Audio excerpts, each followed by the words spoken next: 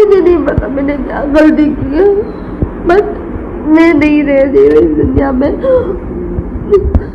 ये मेरा आप लोगों से लास्ट ऑब्जेक्शन है। मेरा अगर कुछ भी होता है उसकी जिम्मेदार समर सिंह है। कुछ नहीं, मेरे को अगर कुछ भी होता है उसका जिम्मेदार समर सिंह है बस।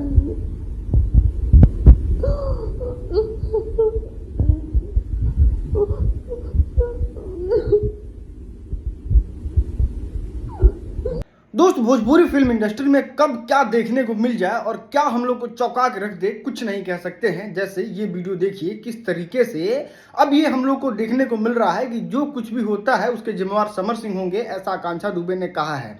दोस्तों, मैं आपको बता दें, ये जो खबर निकल के आ रही है वो ये है कि बहुत सारे लोग, मतलब 50% लोग ऐसा थे जो आकांक्षा दुबे को दोषी मानते थे, 50% लोग जो है वो समर सिंह को दोषी मानते थे और कहते थे कि अगर किसी की मन है इस दुनिया को छोड़ के जाने का तो वो क्या ही कर सकता है। लेकिन ये वीडियो साफ चीख चीख के कहती है कि आकांक्षा दुबे की मां सही कह रही थी। आकांक्षा दुबे की मां हर एक शब्दों को जो सही बोल रही थी कि समर सिंह ने ही आकांक्षा दुबे के साथ जो भी कुछ हुआ है उसके जिम्मेवार है और समर सिंह फरार भी चल रहे थे। और कहीं ना कहीं ये सवाल उठ रहा था कि दुनिया में इतने सारे लोग हैं, इतने सारे सुपरस्टारों के साथ आकांक्षा दुबे ने काम किया है, तो आखिर आकांक्षा दुबे की मां ने सिर्फ समर सिंह पे ही आरोप क्यों लगाया। तो यहीं पे साबित हो जाता है कि एक मां जो है वो कभी गलत नहीं हो सकती है और उनका अंदेशा बिल्कुल सही था। यहाँ पे एक वीडियो निकल के सामने आता है जिसमें आप साफ तौर पे देख सकते हैं आकांक्षा दुबे रो रही हैं और बहुत सारे लोगों का दावा है कि उस रात की ही वीडियो है जो कि पहले शूट किया गया था और फिर आकांक्षा दुबे लाइव आती हैं और कुछ नहीं बोल पाती हैं और फिर ये वीडियो अचानक से सामने निकल के आता है जो बहुत सारे सवाल को खड़े कर देता है। अब यहाँ पे समझने की कोशिश कीजिए कि आकांक्षा दुबे किस वजह से इस तरीके का हरकत की। समर सिंह क्या उनको बहुत ज़्यादा परेशान करते थे? क्या समर सिंह ही है दोषी?